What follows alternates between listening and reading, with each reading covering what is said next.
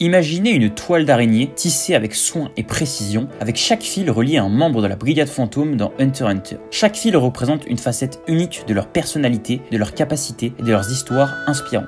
Mais comme toute toile d'araignée, il y a des zones sombres et cachées, des secrets enfouis dans les profondeurs de leur passé et de leur psyché. Dans cette vidéo, nous allons explorer ensemble ces zones d'ombre, découvrir les mystères de la brigade fantôme et les choses que vous ignorez sûrement sur ces personnages. Prêts à entrer dans la toile de la brigade fantôme? Eh bien, let's go!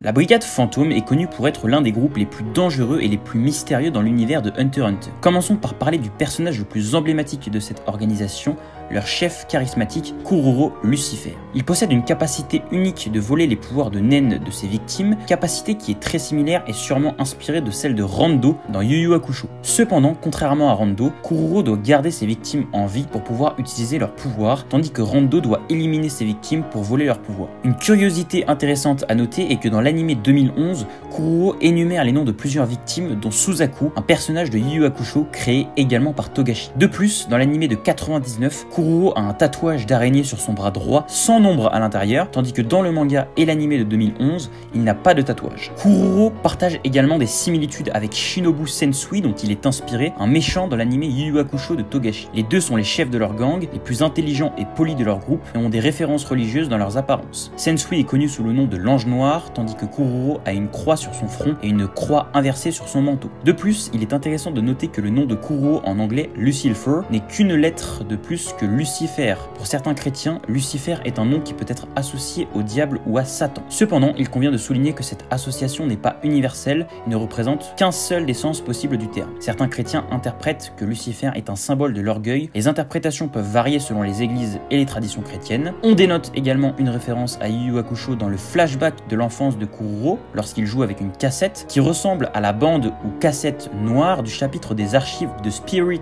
World dans Yu Yu Hakusho. On sait que Sensui est devenu maléfique après avoir regardé cette vidéo, donc cette référence suggère que Kuroro pourrait avoir également regardé une cassette vidéo du genre qui l'aurait fait sombrer dans le mal. Venons-en ensuite au personnage de Nobunaga. Nobunaga est l'un des membres clés de la brigade fantôme. Il est grand, musclé et possède une grande force physique. Il a un air sérieux qui dissimule en réalité une personnalité très expressive et émotionnelle. Le nom de Nobunaga a probablement été choisi par Togashi en hommage à Oda Nobunaga, le célèbre daimyo japonais, connu pour sa stratégie militaire et son influence sur la réunification du Japon. Nobunaga est également un maître du combat à l'épée et peut manier deux lames simultanément avec une grande agilité. Il est connu pour être l'un des membres les plus forts de la brigade fantôme, capable de vaincre plusieurs ennemis à la fois avec une grande facilité. Cependant, contrairement à ses camarades de la brigade, Nobunaga n'a pas encore révélé son Hatsu, ce qui suscite des interrogations quant à ses capacités cachées. Malgré cela, il reste un membre fidèle et dévoué à la brigade fantôme et est prêt à tout pour atteindre les objectifs de son groupe, même si cela implique de trahir ou de sacrifier des membres de la brigade. Feitan est l'un des membres les plus mystérieux et énigmatique de la brigade fantôme dans Hunter x Hunter. Il est l'un des assassins les plus redoutables de l'organisation et est chargé des missions les plus dangereuses. Le nom de Feitan et sa capacité Pain Packer sont peut-être deux références à la figure de la mythologie grecque Phaéton.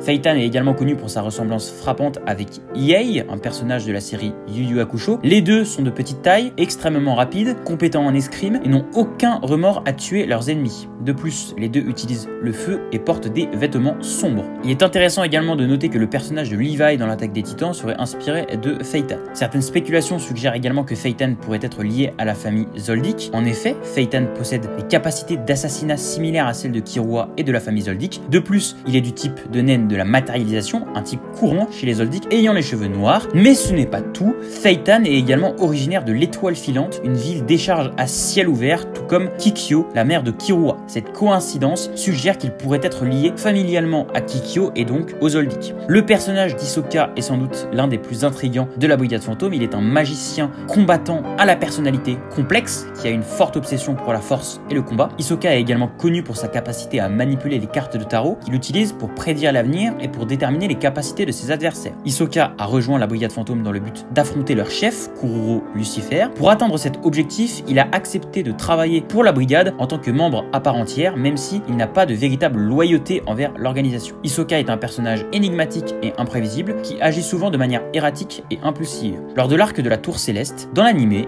Hisoka a demandé à Machi, membre de la Brigade Fantôme, de dîner avec lui après son combat contre Castro. Cependant, il s'avère que le manga dépeint un scénario légèrement différent qui a finalement été réécrit pour la télévision. Dans la version manga, Hisoka avait en fait demandé à Machi de passer la nuit avec lui, ignorant complètement l'invitation à boire et à manger. De plus, le personnage de Suzuki dans Yu Yu Hakusho peut avoir inspiré le personnage d'Hisoka dans Hunter x Hunter. Outre les similitudes physiques, comme le fait que Suzuki puisse parfois prendre la forme d'un clown avec une petite larme et un cœur sur le visage, les deux personnages partagent également une compétence remarquable en matière de lancer de cartes. Il est donc possible que Yoshihiro Togashi ait puisé de l'inspiration dans le personnage de Suzuki pour créer ensuite le personnage de Hisoka. Karuto Zoldyck est le plus jeune fils de la famille Zoldyck et le plus jeune membre de la Brigade Fantôme. Selon le créateur du manga, la conception de Karuto a été inspirée par Otaru Tomoe de Sailor Moon. Cette influence est clairement visible dans le design de Karuto, qui partage des similitudes avec le personnage de Sailor Moon. Karuto ressemble également à Ai Enma de Hellgirl, dans lequel les deux personnages partagent la même Siyu dans l'anime 2011. Concernant Sphinx, son prénom vient du Sphinx et son caractère design a été inspiré par le voyage en Égypte de l'auteur du manga, tout comme Bonorenov, autre membre de la Brigade Fantôme, dont le chara-design a été inspiré par le voyage en Égypte de l'auteur du manga. Togashi a en effet passé des vacances en Égypte dans le passé et c'est pour cette raison qu'il a fait quelques références à l'Égypte dans son travail, comme la tenue que porte Sphinx dans le manga. Dans le manga, je précise bien,